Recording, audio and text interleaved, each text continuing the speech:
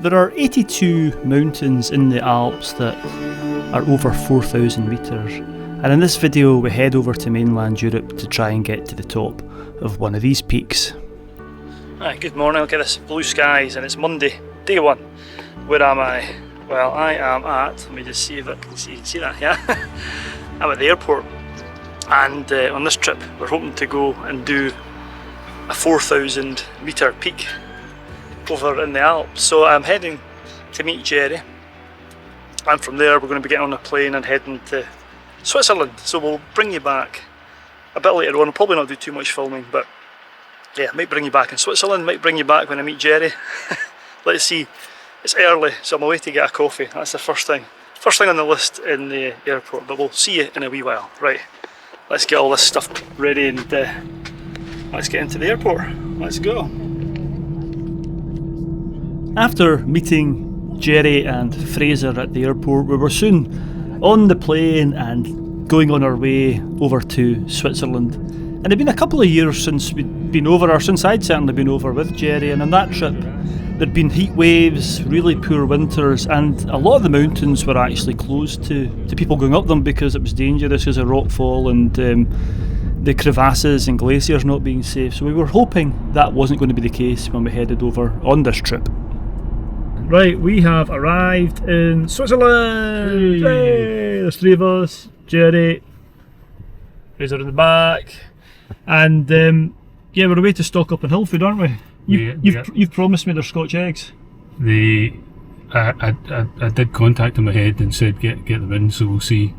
There better be Scotch eggs. Well, there'll be ugly scenes if there's not. But right. This is our usual supermarket stop when we come to the Alps. So we're going to get some hill food and we'll report back once we're at our accommodation. Show you the Scotch eggs. Having made our supermarket stop and searching high and low for Scotch eggs, we were soon on our way through some very Swiss tunnels, and it's quite a bit of a drive to get round the lake and into the Rhone Valley, and we were headed for some accommodation we'd been to before because we weren't quite sure which mountain we were going to go up. We were waiting to see the forecast, and we didn't do too many bits to camera. We got to the hotel and just settled down for the night before getting ready for a big day the next day. It was a lovely morning to wake to in the Swiss Valley, and we decided we were going to head round to a settlement called Zinal, and we decided on a 4,000 metre peak round there. So it involved a wee bit more driving down one valley, back into the main valley, and then back up to the head of this wonderfully placed village called Zinal. Right, that's us at the start of the walk. Oh, there's a paraglide, that's the way to come down, isn't it? Look at that. Fantastic. I wish I could do that, you know that. If anybody knows anywhere that we can learn to do that, let me know. Beautiful, like that. What a landing. Anyway, so I haven't really done too many bits to camera. We arrived yesterday, drove to the next valley over actually, and stayed at a place near the Blue Lake, or Lac de Blue. And then we've driven around this morning. It's about 9 o'clock now, and we're in Zinal. And what we've got ahead of us today is a walk to the hut, and the hut sits at about 3,300 metres, and we've to ascend about 1,600 metres today, which is more than the height of Ben Nevis for those of you that are watching from the UK. But yeah, we're ready to go. We've got Fraser over on my right here. There he is, and Jerry's just coming up the bay there, so we'll report back in a wee while once we're on the trail, and we're heading away up yonder. That's not even the top, but look at that. The sun is out, the skies are blue, the bags are heavy. Right, we'll report back in a wee while. So you've started a clock?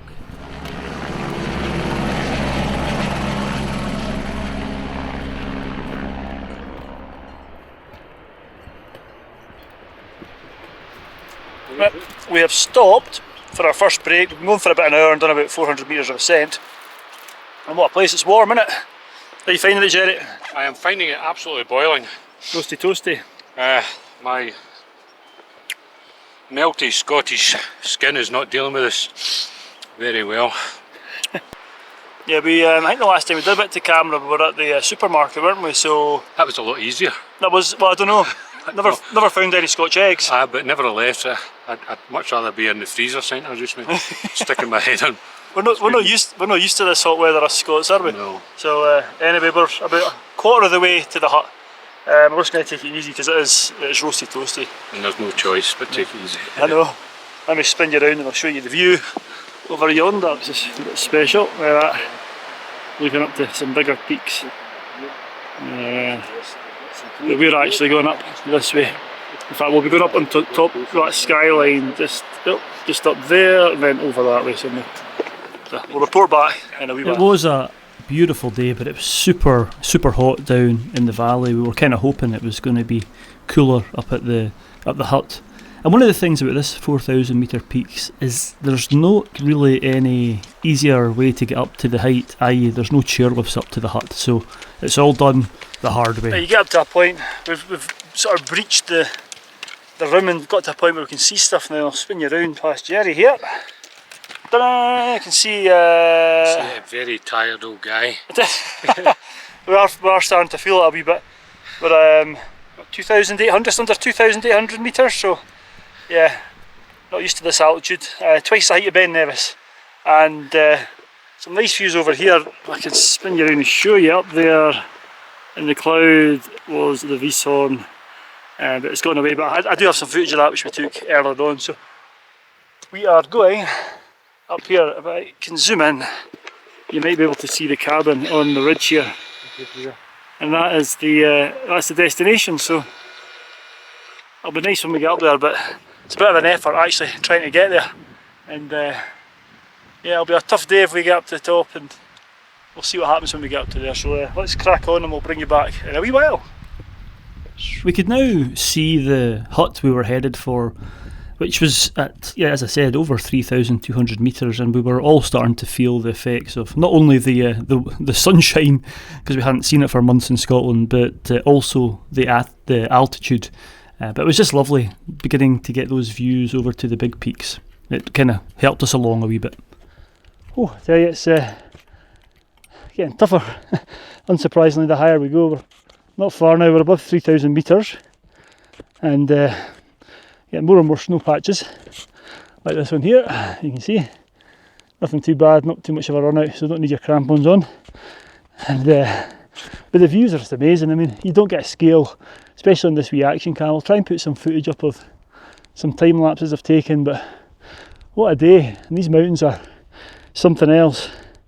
You can't quite see the one we're hoping to head to until we get up to closer to the hut, but we are closing in. And we're getting to the hut.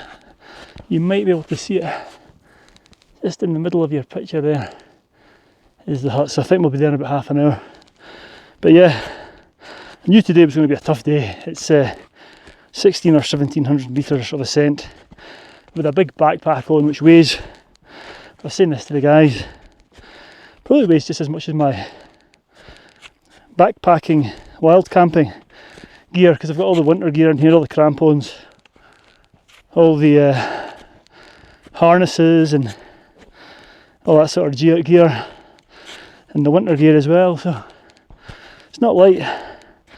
Of course, when you get higher, as you can probably hear by my puffing and pecking, the trekking gets harder, but the views make it worthwhile. Right, I'm going to put you away, stop talking because I'm out of breath. I'll bring you back when we're up there, just there, at the top. Well, at the Cabane de Traquoy. Oh.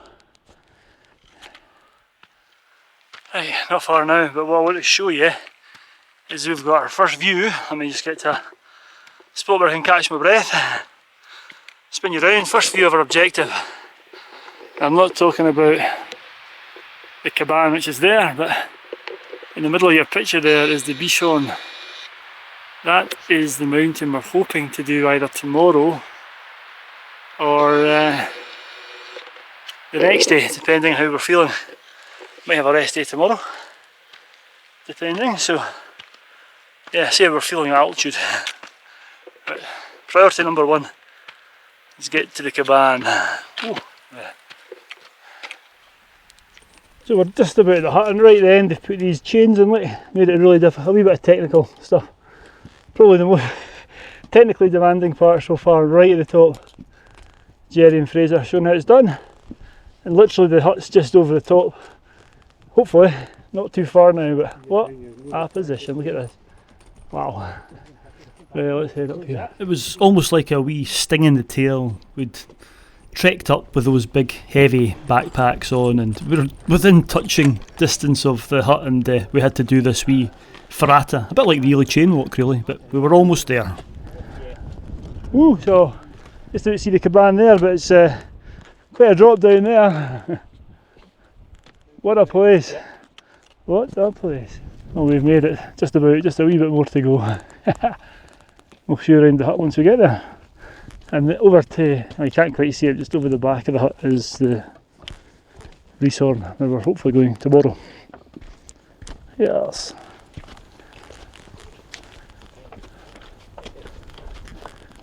I think it's the shiniest hut I've ever seen. Shiny, shiny. Oh, you can see the Reeshorn now. Spin you around past Jerry. Just up on the left there. So we're hoping to go. Oh dear. Yeehaw.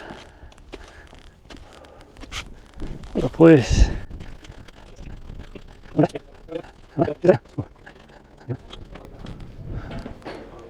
So we have just come. Well, let's spin round to the hut. There is the hut. The sun going behind it. We've just had some tea, haven't we? We've had some dinner. Yeah. And we've had lots of water.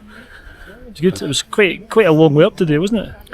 Yeah, it's quite cold now. Actually, people notice I'm shivering. Yeah, shivery. Sun's going down, and yeah, it's. I think the proper alpinist term for it is we were absolutely bust at the end of it.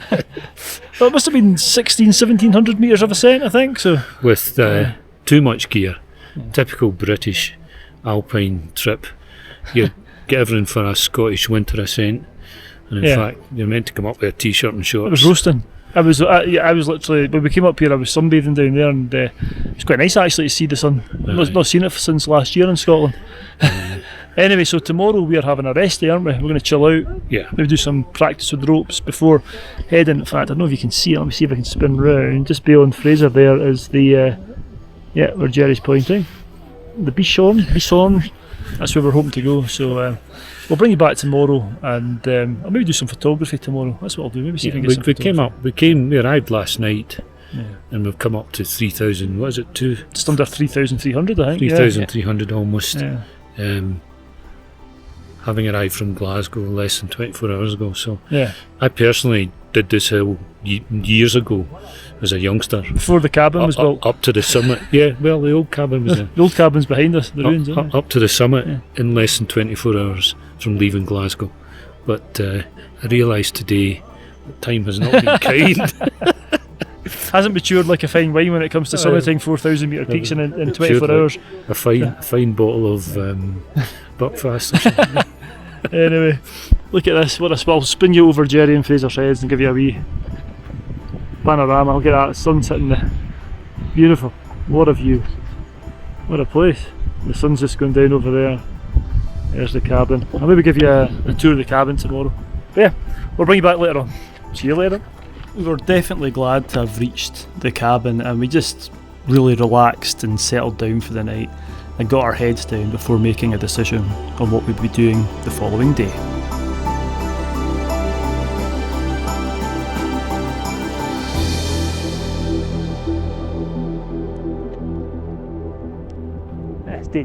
This is our rest day. Didn't sleep as well last night. There's a name for this, I'll put it up on the screen now. There's a name for this, what I always get when I come to altitude is when you're gasping for air when you're trying to sleep. And I had a lot of that last night, really feeling like I wasn't able to breathe. It's horrible thing. Let me know if you get that, if you go up to these high points. But yeah, it's quite a nice morning. It's a bit breezier today. I think it's to be breezy tomorrow as well for our summit push. But yeah, what a place, absolutely glorious. So gonna head back inside, have some breakfast, and yeah, we'll report back later on. Maybe take some pictures through the day and just take it easy. I'll speak to you in a wee while. At the entrance to the hut, there's a wee section here where you can put your crampons and ropes and helmets and ice axes. Then there's another wee gear room here which we used the following morning to get ready, where we can get your boots on, you can get your clogs there and wee boxes to put things in. And then you go in, and then the left hand side's this lovely sort of dining rest area with views to die for. I mean, look at that, it's just spectacular. And to be honest with you, we spent quite a lot of the day either in here drinking coffee or outside the hut just taking in doing a bit of sunbathing, to be honest with you. As I said, we hadn't seen the sun at all that year coming from Scotland, but yeah, it is, this cabin is in a spectacular location. And the mountain itself, the Beeshorn, was looking fabulous, and we did go out and watch parties going up and down it during the day as well. It was a lovely day just to rest and do a bit of photography and take it all in really and acclimatise to the height. Right, we have come out and we're kind of observing some parties up in the on the objective for tomorrow, and it's quite. Hopefully they'll be building a nice path for us. Yeah, doing our research, watching them, avoiding the crevasses and stuff, so we can look and learn. We'll put some footage up. We were looking through. You've got a monocular with you, haven't you? So, yeah. It looks alright. And the conditions in the glacier look okay as well, don't they? They look quite good at the moment. Yeah. Basic rule of alpinism: don't be the first person on the glacier.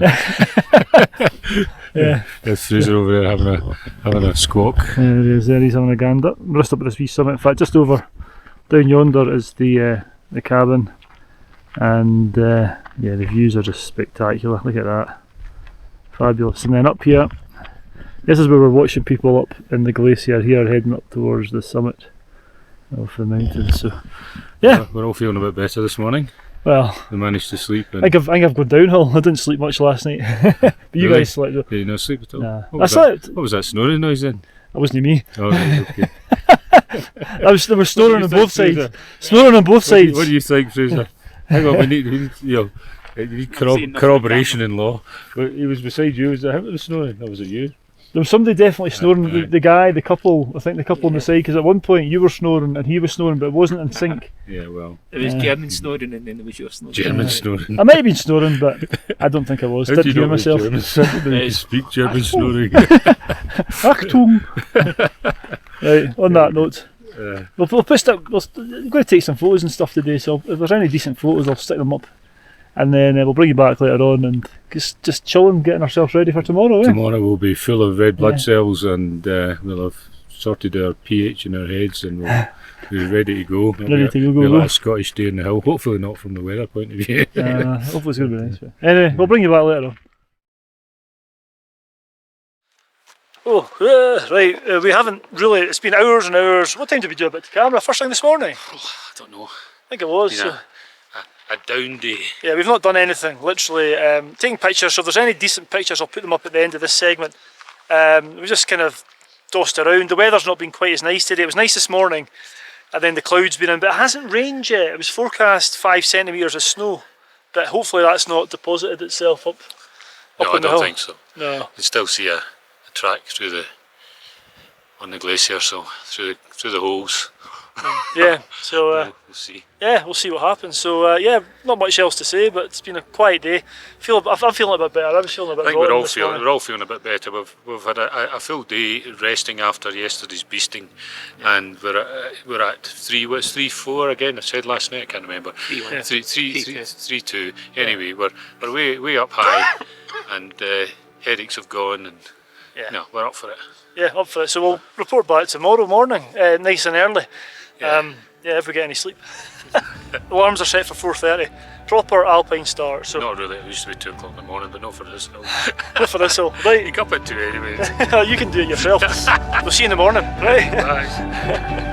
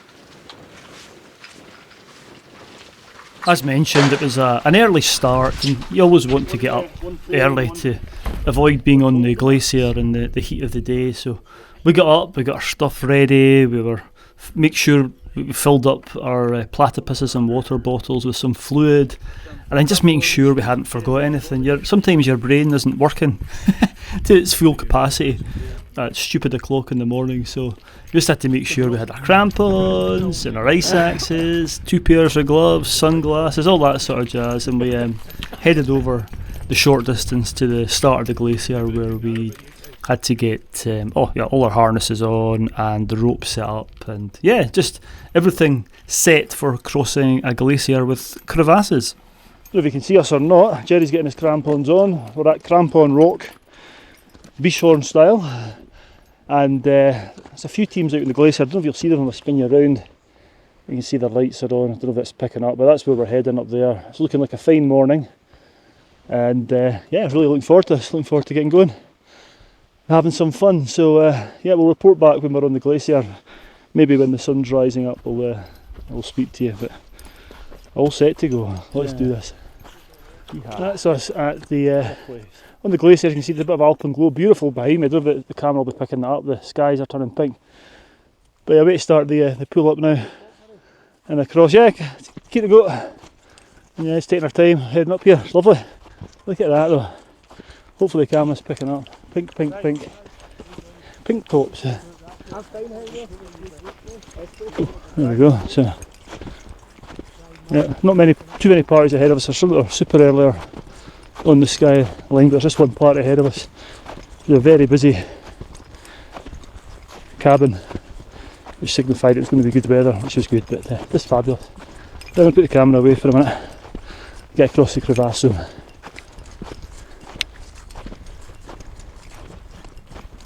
So that's us on the steeper part of the glacier. We've crossed the crevasses.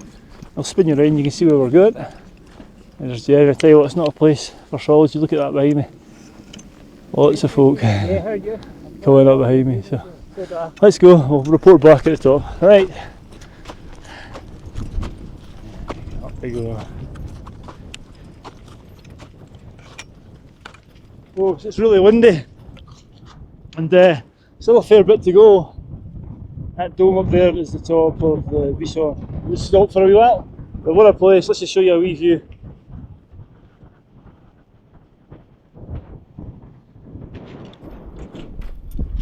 Fantastic, well, let's get going. It really was a glorious day, and the one thing that you maybe can't make out from the footage is it was starting to get quite breezy, which was forecast, but we were just hoping to get to the top and get some views, because the views from the top of this are meant to be spectacular. So we headed up. We had 1 or 2 stops to have a bite to eat, and I got an extra layer on here, my hard shell, to protect me from the wind. And just kept plodding up, keeping our eyes open for any holes in the glacier. And before long, we were reaching the summit of the Bichorn. You want to get close, Jerry, because I've got a microphone.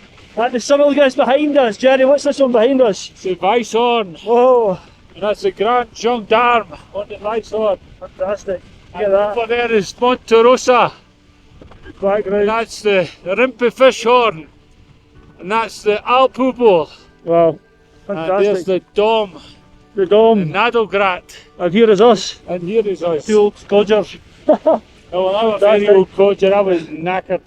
Tiring going. So what we'll do is we'll head down to the saddle like we said, and we'll take some more photographs down there. We'll put some photographs up of some that we've taken here, but it's the people just all left at once, and we got quite lucky there, didn't we? It was good, because I was very tense on that wee arete. It was a bit. Anyway, right, let's go back down.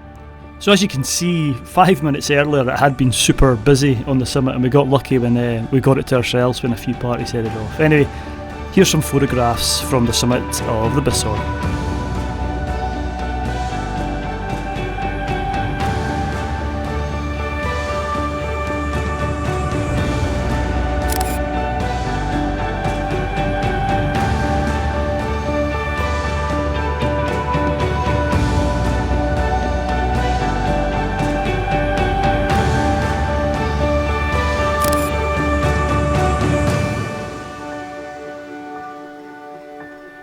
Having spent some time on the summit, we decided to head down just a little distance to a shoulder just below the summit. So, Just come down to Wee Saddle. That's the summit's just behind us there.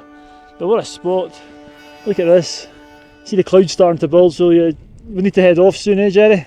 Get down before it gets all melty. Yeah, before it gets melty. So with the vice horn behind me, we'll report back later on, so further down the. I was going to say the glen, the glacier. But what a spot! Yes, right. Strange combination.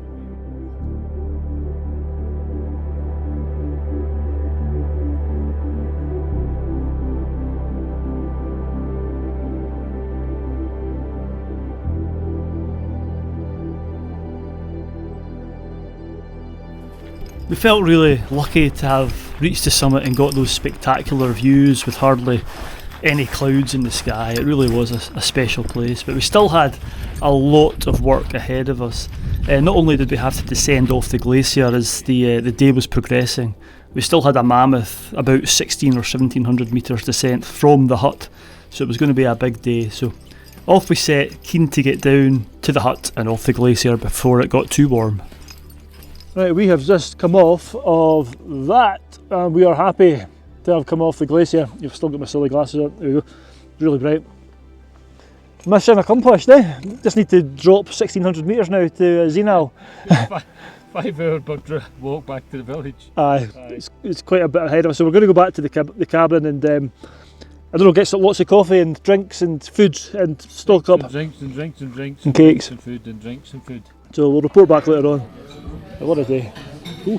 What's the next call? So we headed back to the cabin and rehydrated, got a bite to eat, and signed the visitor book before we left. And then it was as I said, it was a long walk back down. I think a lot of these huts and a lot of these 4,000 metre peaks you can actually access via cable cars, and this is one of the few where you have to put the hard graft in, not only to get up but also that knee jarring descent all the way back down to the valley with the big backpacks on. As I said, they were probably just about as heavy as one of my wild camping or climbing packs, so yeah, it wasn't easy on the knees. Anyway, we eventually got back down and didn't do many bits to camera, so here we are the following day. Right, as you can probably see, we're not at the Cabane de Tracuy anymore. We're in Zinal, aren't we? Zinal, yeah. Yeah, so it's also, you'll also notice it's raining. The camera's actually getting wet, so this will probably be a short bit to camera. But I think the last time we spoke to you was up in the mountains, and we came back down yesterday, and it was a bit of a trek, wasn't it? Yeah, well, we came all the way down from the summit of the Bison back to the hut, and then all the way down to the valley. So what you calculated, was it something like 2,500 metres or something? Aye, yeah, it was a good, a lot of descent with big backpacks on and big boots. And on the back of a 4 o'clock rise and a climb to the summit of the Bison. So. But that's what we came here to do. Yeah, exactly. The weather today has literally been very Scottish in Switzerland. It's been chucking it down. We've had a nice day, we've been up to the cable car, but we wouldn't have been able to summit in this weather, and we wouldn't have got any views. So I think we knocked it off, Fraser. Knocked it off. As you'll have seen, we did really well, and I think we've spoken about this before, but the climate is changing. The last time we came, we didn't do a 4,000 metre peak, and I think we got lucky this time, didn't we? We got lucky, and we got lucky because of the bad weather that the valley has been having. The start of this summer is unusual this year with a big dump of snow. Colder, because the last few years it's been heat waves at this time. Yeah. And I think when we were coming down the hill yesterday, the glacier was really the snow crazy. Was melting. The snow was a bit choicy, so yeah, we've got lucky. Yeah, so learned a few things. I've learned that the Bison's got higher since I did it 27 years ago. Either the Bison's got higher or something else. Even though the snow's been melting, something else that's happened in 27 years. But it's great. I just really chuffed to have done the peak. So it's really good. Hopefully you enjoyed the video. We're going to finish our last beer, and then we're flying back to more of this weather in Scotland. Yeah, cheers. Yeah. So it had been a fabulous trip. The next day was actually quite nice, and we did a few wee walks before heading back to the airport. And we were just glad that we'd managed to get up to a 4,000 metre peak given previous years and previous conditions. Anyway, I'm going to end the video here. Thank you so much for watching. Stay safe out there, and I'll see you next week for another adventure.